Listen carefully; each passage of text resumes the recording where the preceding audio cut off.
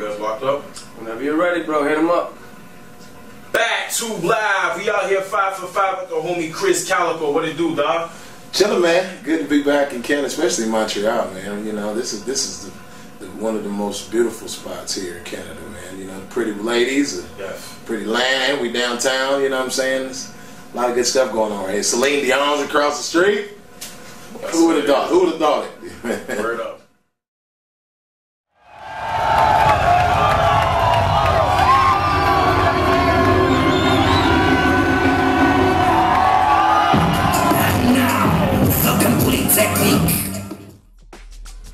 My legal name is Samuel. I thought that was a roach. It's I'm like, oh shit.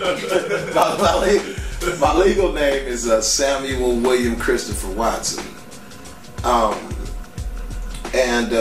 Just to give you a short story, James K. Polk is the 11th president of the United States. Y'all brothers say y'all know how to get down. Went like the Europeans came and of course acquired the slaves. Right. James K. Polk had what they used to call the bed wenches, where they had the slave women that they would basically rape or sleep with at least. James K. Polk slept with his bed wench. There was another slave owner named Sam Watson, way far away, more states away. He had a bed wench and he had sex with his bed wench and named his slave Samuel Watson. Named his son, you know, from that sexual relationship they had, Samuel Watson. James K. Polk had a baby with his bed wench. They got together, started my family, named everybody Samuel Watson since then, which is my name and my son's name. But I always went by Chris because I had to, everybody in my family's name was Sam Watson. So to differentiate each other, we all went by our middle names or nicknames or, you know what I'm saying, stuff like that. Like they call my daddy Ippy. They call me Chris. So I always wanted a name that was, I always wanted to still be called Chris in some way. Because everybody already knew me, you know what I'm saying? I was kind of popular around my city. You know what I'm saying? From playing sports or skating or dancing, and music and stuff like that, man. And so I just wanted something that matched it. So I went through all these names and Calico stuck out because of my vitiligo. Because the calico cat has a lot of different colors on it. And all of the colors to me represented all of the multifacets, like all of the different things that I can do, you know what I'm saying, that I wanted to do. You know, I always consider myself kind of jack of all trades. So Calico was the name I wanted to call myself, and Tech always called me Big Chris. And for some reason, he could never get the Calico right. And he would introduce me on stage, make some noise for Big Chris, Calico. And he kept doing it like that. Because it was never supposed to be Chris Calico, it was just supposed to be Calico. And he kept doing it. Make some noise for Big Chris Calico. And then it turned into make some noise for Big Chris Calico. And it just stuck and it sounded like a good name. That name just always sounded like something enormous to me. So I just stuck with it. But the Chris is what my name always has been. Calico is for the vitiligo, which represents me.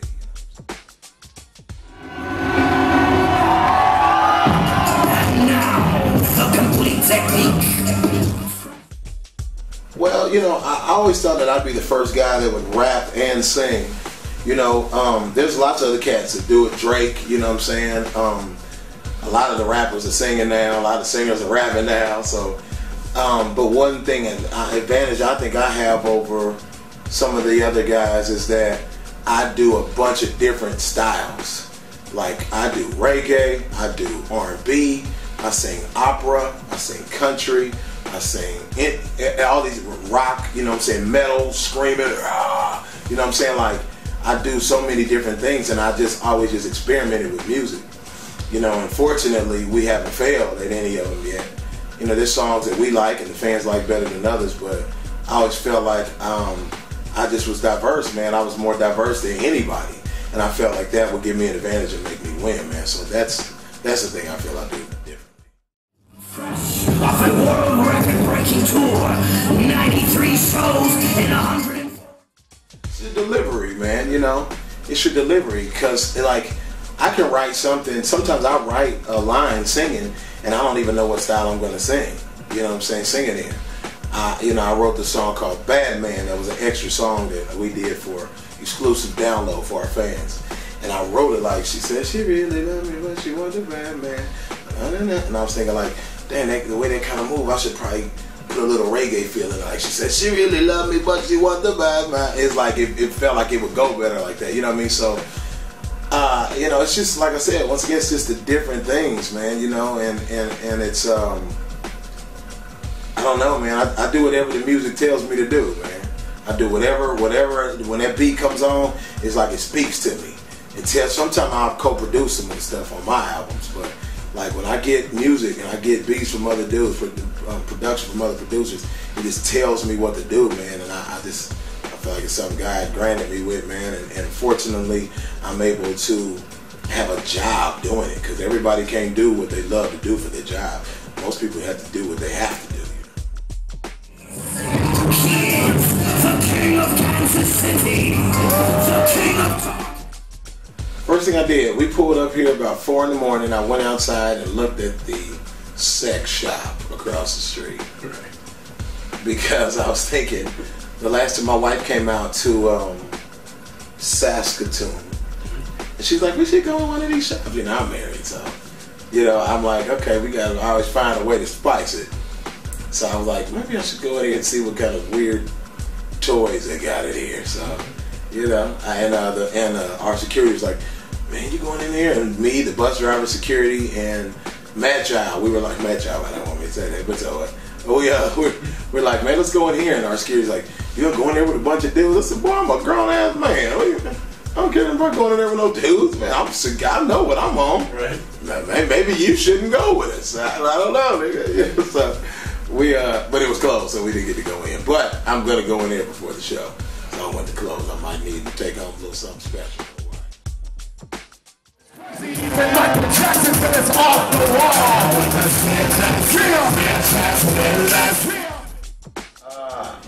Next for me, man, I'm working on an EP right now. It's called Never Mind, and that's the way we say never mind. You know, we're a little bit country. I'm a little bit country where I'm from, so we say never mind. You know, and it was just kind of what how I was feeling at the moment. Like, damn, man, I really want to be way further along. I know that the way that people look at us is like, man, you guys are here, but to me, we're here, and we have to get to here. So I'm like, look, y'all ain't tripping on me, never mind. But I was just feeling like that then, because I know that the world needs to hear my music. So what's next for me is Never Mind is my EP, and then my next album I'm working on in December. My next LP is called Son of Sam, right, which is that history I just told you. It ain't the murderer Son of Sam, it's the I am the Son of Sam. You know what I'm saying? And so it's a real dope cover. Got me and my son on the cover. You know what I mean? My son's like a 6-year-old little star, man. You know, and cause that's what's next, man. Plus, I'm working on the new Tech. We just finished the new Tech 9 EP. You know, I work on all of his albums with him too.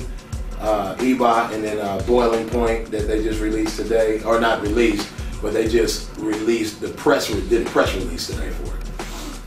So, and then Tech's album, which he hasn't released the name of yet. I know it.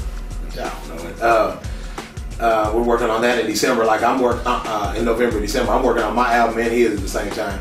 We'll be in the studio at the same time. I'll be working with one engineer, and he's working with the other, man. And that's how we get it done. Because we only have like a month or two at home at a time. So it's that. We got the European tour coming up starting November the 8th, starting in London. We'll go all across to Milan, Brussels, man, just everywhere all over Europe. And then we'll go back and do the US tour in March, you know. That's dope, man. Yeah, man, it's been a beautiful ride, man. I get frustrated sometimes, but I wouldn't have it any other than this, man. You know what I'm saying? Any other way than this. It took us a long time to even get to the point that we're at, and we just keep elevating while the music industry, especially in America, while the climate is declining, we're making the incline.